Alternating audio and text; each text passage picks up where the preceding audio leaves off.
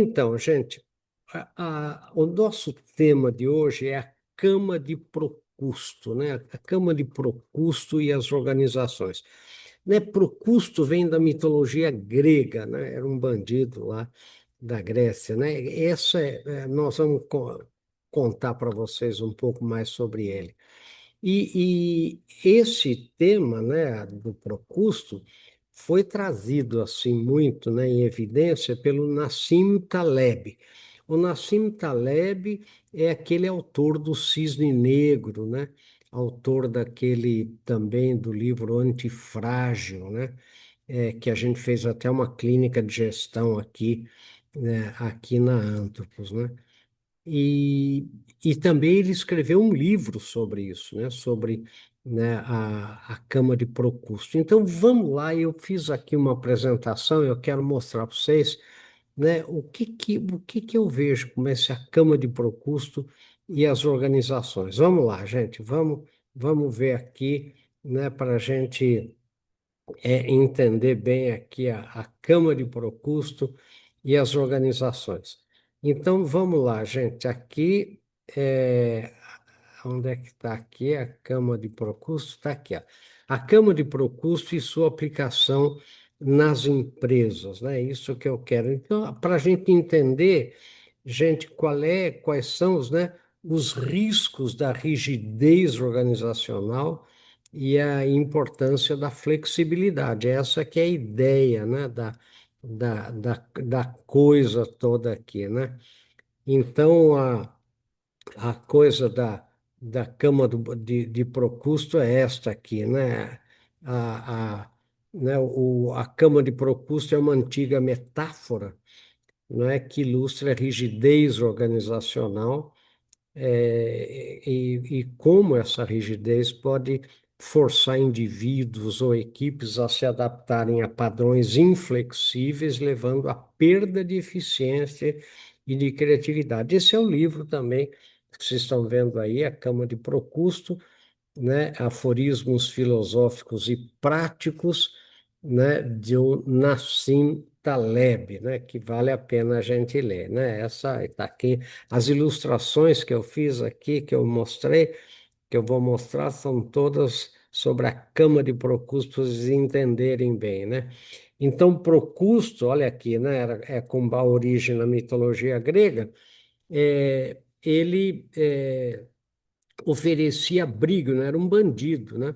Que ele oferecia abrigo na casa dele e ele forçava suas vítimas a se ajustarem a uma cama, esticando ou mutilando seus corpos. O que que ele fazia, gente? Ele dava abrigo, né, para os viajantes ali, só que ele tinha uma cama. A tara dele, vamos chamar assim, era que a pessoa tinha que caber na cama, né? Lembra que é um mito, né? Caber na cama. Quando a pessoa era muito grande, ele cortava uma parte da pessoa. E quando a pessoa era muito pequena para a cama, ele esticava a pessoa, né? Ou seja, ele tinha as pessoas que ele dava abrigo tinham essas pessoas tinham que caber exatamente na cama dele, na cama de Procusto. Essa que é a ideia, né?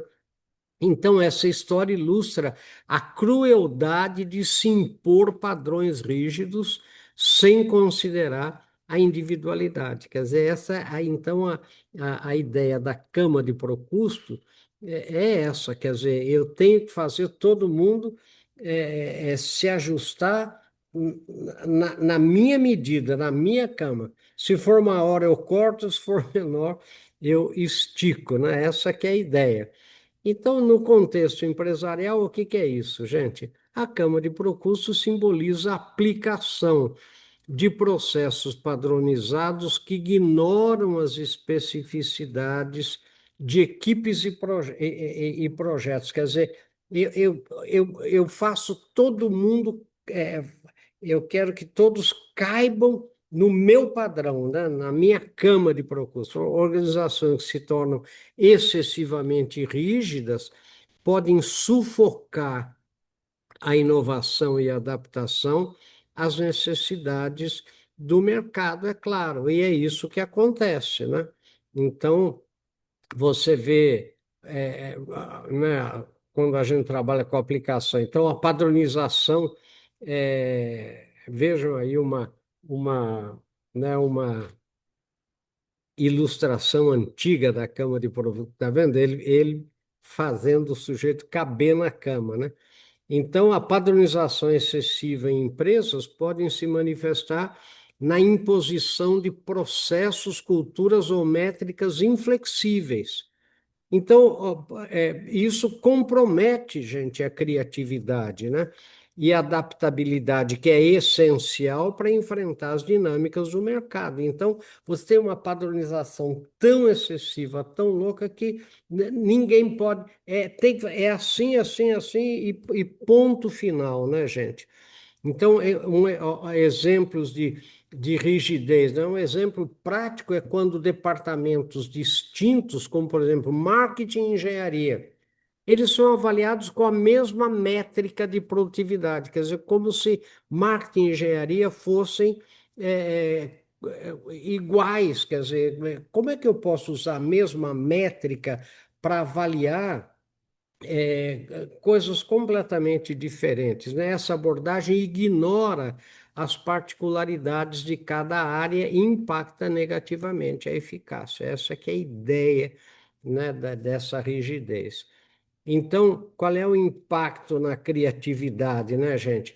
A pressão para seguir padrões rígidos frequentemente resulta em inibição da inovação mesmo, né, gente? Quando as equipes são forçadas a seguir métodos pré-definidos ou a só seguir métodos pré-definidos, a busca por soluções criativas se torna limitada, prejudicando assim o crescimento, né, o desenvolvimento, né, a criatividade, enfim, como a gente imagina, né? Então, quais são os riscos envolvidos na ideia da cama de Procusto, né? Vocês estão vendo? Olha as ilustrações, gente, são muito interessantes. Né? Funcionários, por exemplo, se sentem subestimados ao não ter suas habilidades e contribuições reconhecidas. Eu tô aqui, eu sou quase que um robô aqui, né? A imposição de padrões rígidos pode levar à desmotivação, a um baixo moral e uma alta rotatividade de pessoal. Quer dizer, eu tenho que. Ah, professor, tem tanta coisa que eu acredito que a gente podia fazer e a gente não faz, né? Então, esse que é o negócio nosso, né? Então, aqui, né, a inovação reprimida, por exemplo, a conformidade forçada, né, limita a capacidade de equipes em criar soluções inovadoras. É uma coisa lógica. Quando processos são fixos, a criatividade é sufocada e propostas fora da norma são raramente consideradas. Quer dizer, sabe, isso não está na norma, não, não vamos fazer, não adianta você querer, né, essa coisa toda. Então, a falta de adaptação, né? Organizações que não ajustam processos conforme as necessidades do mercado, elas perdem o que a gente chama de agilidade, né? Essa falta de adaptação pode resultar em oportunidades desperdiçadas e na incapacidade de atender às demandas dos clientes, é claro. Isso é uma coisa que fica bastante clara, né? Então, como evitar essa armadilha do Procusto, né? É, tem que ter uma flexibilidade estratégica mesmo, quer dizer, adotar metodologias ágeis, né? Permitindo que as empresas se adaptem a processos e metas conforme o contexto, né? E a necessidade do mercado, a necessidade de onde ela está, por exemplo. A flexibilidade e a agilidade facilitam respostas rápidas às mudanças, promovendo inovação constante. Quer dizer, essa agilidade, né? Tem até um vídeo meu sobre isso, né? Vocês estão vendo aí na tela o livro The Age of Agile de Stephen Denning. Gente, um livro espetacular. Nós estamos na era da agilidade. Hoje não é o maior que vai vencer o menor, é o mais ágil que vai vencer o mais lento. Então, as empresas estão mudando a forma de como trabalham, criando pequenos times. E time, o termo é time, não é nem grupo nem equipe. Times, pequenas startups dentro da própria empresa, sem burocracia, multidisciplinares, para que sejam ágeis, ataquem os problemas com soluções criativas. Pense nisso. Pense na era da agilidade, da adocracia, sabe, do lean startup, sabe, do design thinking para a sua empresa. Pense nisso. Sucesso. Então, gente, é isso mesmo. O que a gente está, né, falando aqui sobre, né, essa. Então, a personalização, por exemplo, de processos, né? Reconhecer as necessidades específicas de equipes ou até de clientes, né? É fundamental. Então, processos personalizados aumentam a eficiência, garantem que as particularidades não sejam ignoradas, promovendo um ambiente de trabalho produtivo. E isso vis-à-vis o que? Aquela rigidez, aquela coisa que nada pode, né? Essa coisa toda. Então, a, uma cultura inclusiva, né? Valorizar a diversidade de pensamento na empresa fomenta um ambiente criativo e inovador. Quer dizer, pessoas que, né, você ter grupos que pensam de forma diferente dentro da mesma empresa. Uma cultura inclusiva, ela encoraja a experimentação e aceita erros como parte, né, do aprendizado. Isso que o Nassim Taleb bate muito, né? A gente precisa ter uma mentalidade de aprendizado mesmo, né? O tempo todo.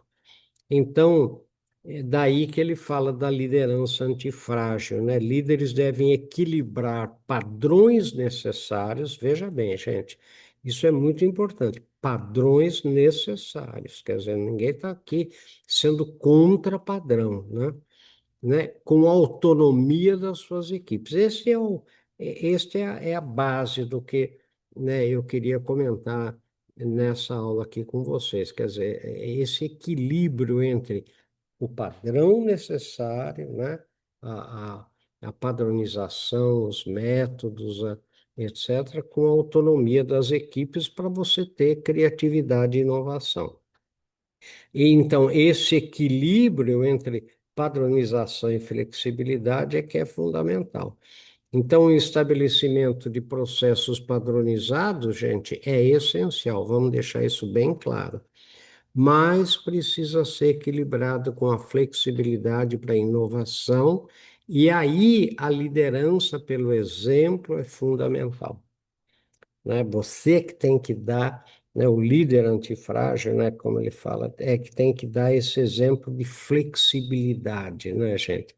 A liderança deve estimular uma cultura organizacional flexível e antifrágil, sabe, para que não se torne uma cama de procusto, garantindo eficiência sem sufocar a criatividade.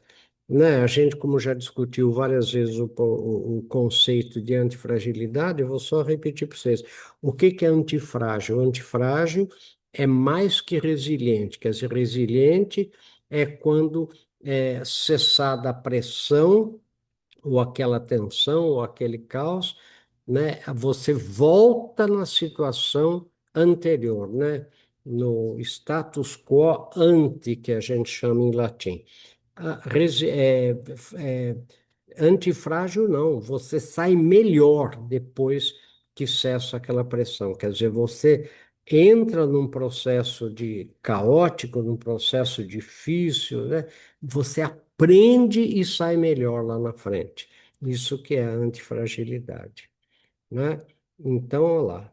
Gente, quando me perguntam qual o tipo de liderança é mais eficaz, não há dúvida nenhuma, os estudos comprovam que a liderança mais eficaz é a liderança pelo exemplo, né?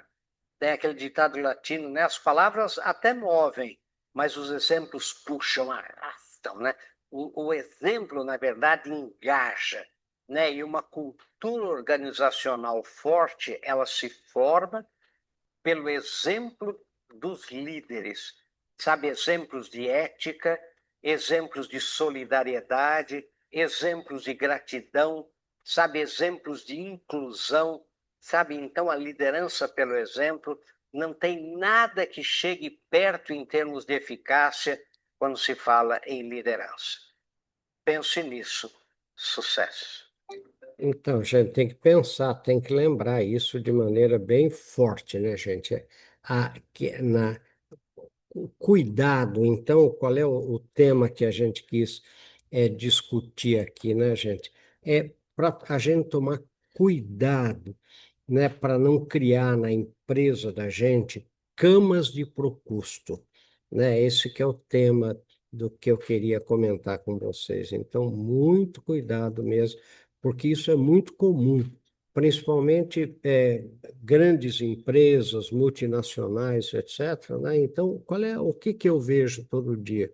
Né? Eu vou lá numa filial e eles dizem, professor, lá sei lá, os alemães, suecos, sei lá quem, né, os franceses, professor, eles não permitem que a gente, eles desconfiam muito da gente, então eles não permitem, e pode até ter razão, né, de desconfiar, mas eles não permitem que a gente fuja nenhuma linha daquilo que eles têm como padrão lá na Europa, lá na Alemanha, lá nos Estados Unidos, e que aqui, às vezes, né, precisa de alguma adaptação, né? Mas não. Então, o que acontece é essa cama de Procusto, né? Onde a rigidez é muito forte, é muito grande e embota a criatividade, embota a inovação.